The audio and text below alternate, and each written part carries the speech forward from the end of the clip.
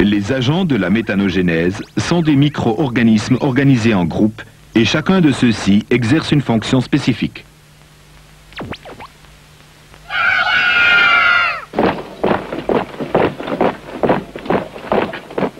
Pour commencer, le groupe des bactéries appelées hydrolytiques désagrège la matière organique complexe en fractions beaucoup plus petites.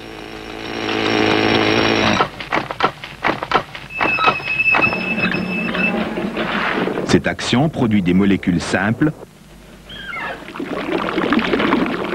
et celles-ci sont solubles dans le milieu. À ce stade, ces mêmes micro-organismes ainsi que d'autres espèces, principalement les bactéries fermentatives, transforment les molécules dissoutes en produits intermédiaires, tels que alcool, acides organiques de plus bas poids moléculaire et acides gras volatiles, qui comprennent l'acide acétique ainsi que l'hydrogène et l'anhydride carbonique.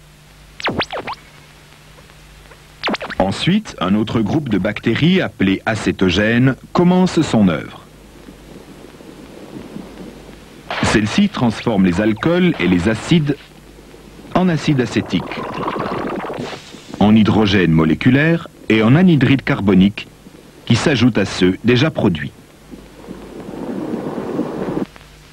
À ce point entrent en action deux groupes distincts de micro-organismes responsables de la formation du méthane. Les micro-organismes méthanigènes acétyclastiques qui transforment l'acide acétique en méthane et en anhydride carbonique. En partant de matières organiques complexes, c'est à travers cette réaction que se produit plus de 70% du total de méthane obtenu.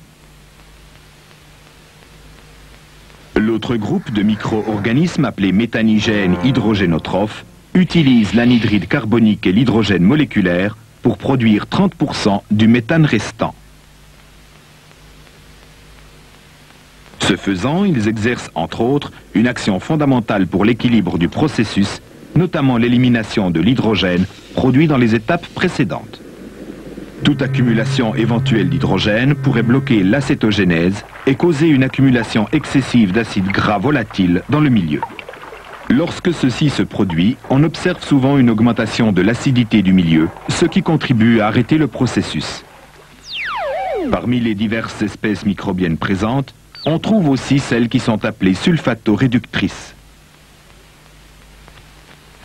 En effet, pour autant que le matériau de départ contienne une petite quantité de sulfate, ces bactéries utilisent une petite partie de l'hydrogène moléculaire disponible pour réduire ce sulfate en hydrogène sulfuré.